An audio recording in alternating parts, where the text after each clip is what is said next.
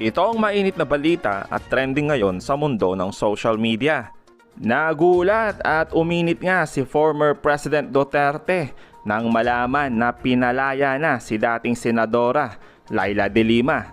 Matatandaan na kulong si de Lima sa panahon ni Duterte dahil sa pagkakasangkot nito sa droga. Ang malaking tanong ngayon ay kung sino ang nasa likod nito at bakit nakalaya na si former Senator de Lima. At bakit tila umuugo ngayon na papapasukin na ang ICC para imbestigahan at arestuhin di umano si former President Duterte at ang mga kasama nito tulad ni Senator Bato de la Rosa na sangkot sa AJK. Well, let's find out. Nagpasalamat si dating Senadora de Lima kay President Marcos dahil sa pagkakalaya nito dahil hinayaan niya na di umano ang judicial system natin na litisin ang kanyang kaso na walang bahid politika. At gusto ko rin pong pasalamatan ng BBM administration for respecting the independence of the judiciary and the rule of law. Sa inyo pong lahat na naniwala po sa akin, maraming salamat po. Hindi niyo po ako pinabayaan, pinaglaban niyo po ako dahil pinaglalaban po kayo lagi. Sumagot naman si Senador Bato de la Rosa sa tanong kung bakit nakalaya si de Lima sa panahon ni President Marcos. As I said, hindi ko na-examine ng gusto, lahat ng laman ng kaso. Pero yun nga, when you say na mahina na yung case na yun, kaya na-dismiss, bakit hindi na-dismiss sa panahon ni President Duterte? Di ba? The facts of the case are still the same. The merits of the case are the same. So, it's up for you. Nagbigay din ng pahayag si dating Senador Trillanes. Si Duterte mismo, di ba, he called for a civil disobedience. Nag-walk back siya kasi, alam mo, by nature talagang duwag yan si Duterte. No? Kaya nagaganon-ganon yan. He confuses people. He will say something parang may bravado. Then mag-walk back yan pag nakita niyang hindi nagre-resonate. I'm observing, no, kung ano yung mga nangyari. But definitely hindi ako sasama dito sa grupo ng GMA and Duterte. No? Parang ito na yung lahat ng mga kontrabida sa politika. Ito na yung aggravation na yun eh. So parang I don't see myself going there. At narito pa ang ilan sa mga kilalang mga personalidad na nagbigay ng reaksyon at opinyon patungkol sa paglaya ni de Lima. Marami pang dadaanan na proseso si Leila. Oo naman. Oo. Yes. So, at sinabi naman niya sa mga interviews niya, ay sisingilin niya yung mga may gawa nito sa kanya. No? Hindi lang dahil ginawa ito sa kanya, dahil it's the system eh. It's the system. At ito mga ito, hindi pwedeng pabayaan. Lalo na yung mga matataas na tao ng gobyerno na inutusan o pinressure yung mga witnesses na mag-bear false witness laban sa kanya. Ngayong laya na si de Lima, susunod na ba ngayon na papapasukin ng Marcos admin ang ICC? Yan ang malaking tanong na ating aabangan dahil nga sa nangyayaring tensyon sa pagitan ng Duterte-Romualdez issue. Senator Raffy Tulfo is recognized. Thank you, Mr. President. Mr. President, Mr. Sponsor, I noticed that in the General Appropriations Bill, we only allocated 203 million pesos for the budget of PTB4.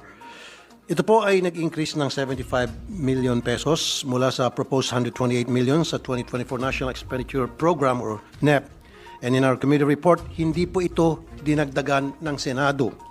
Although the budget of PTB4 already increased to 203 million from the initial 128 million proposed in the 2024 National Expenditure Program, ako po'y nababahala na masyado pa rin pong maliit ang budget na ating binigay sa PTB4. Nakita naman po natin ang kalunos-lunos na lagay ng PTB4, maging ang mga empleyado nila. Ako po mismo nakanotice nito during some hearings in the past. Yung kanilang mga kagamitan, yung kanilang parking, yung kanilang mga mesa, etc. It really needs improvement. And how can they make improvement kung wala naman pong budget, Mr. President and Mr. Sponsor? May few questions lang po ako. Una, sa PTB4, sa palagay nyo ba sapat yung 203 million pesos na budget na inallocate ng GAB, Mr. Sponsor?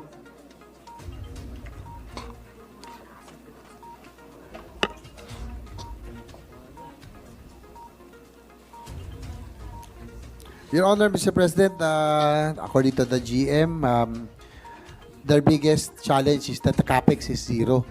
And for them to be able to really improve, they need to invest in transmitters and likewise yung cameras para po makapag digital na po sila. And they are, yung kanina pong request is about 400 million, Your Honor, for them to be able to modernize their equipment so that they can really compete and improve their broadcast, Your Honor.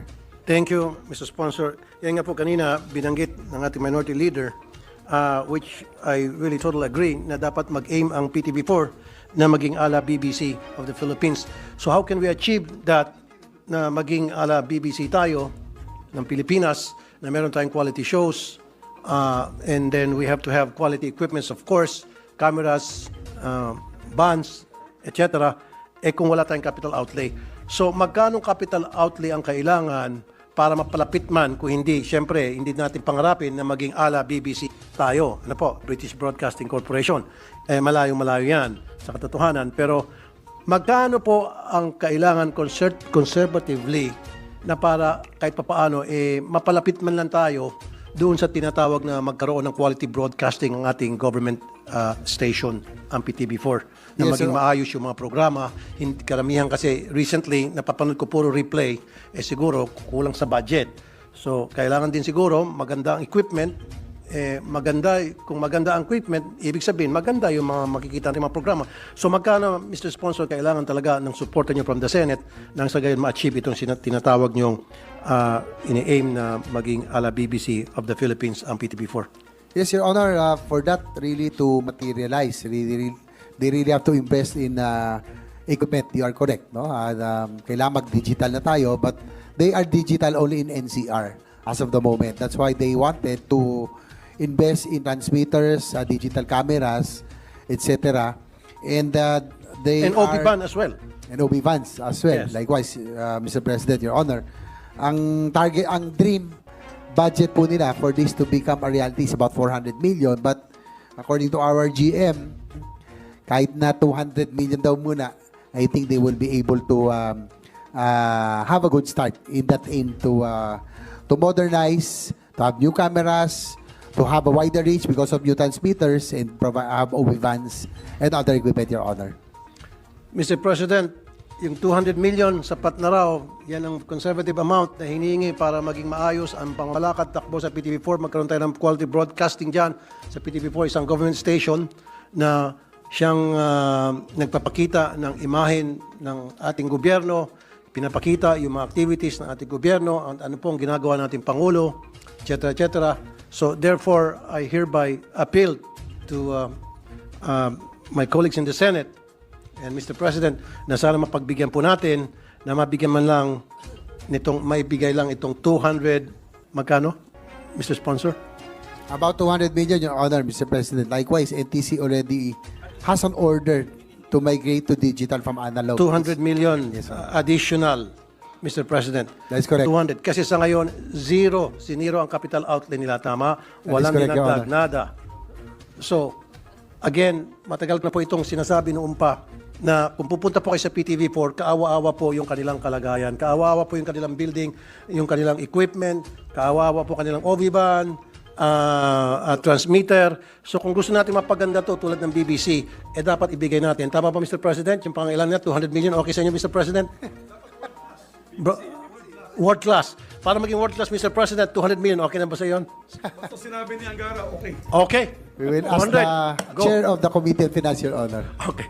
Yun lang po. Mr. President, maraming salamat. And the good sponsor, maraming salamat po. Thank you, Senator Tulfo, for the Thank you very support. much, Mr. President. Mr. President, there being no other reservation for interpellation, I move that we close the period of interpellation and debate and consider the budget of Presidential Communications Office, proper Presidential Broadcast Service, Bureau of Broadcast Services, Bureau of Communication Services, National Printing Office, News and Information Bureau, Philippine Information Agency, Presidential Broadcast Staff, RTVM, Budgetary Support to Government Corporations, Presidential Commissions Office, Intercontinental Broadcasting Corporation, and People's Television Network Incorporated to be deemed submitted for the body's consideration. I so move, Mr. President. There being no objection to the motion of the majority floor leader, the budget of the aforementioned agencies are deemed submitted. Congratulations. Thank you, Mr. President.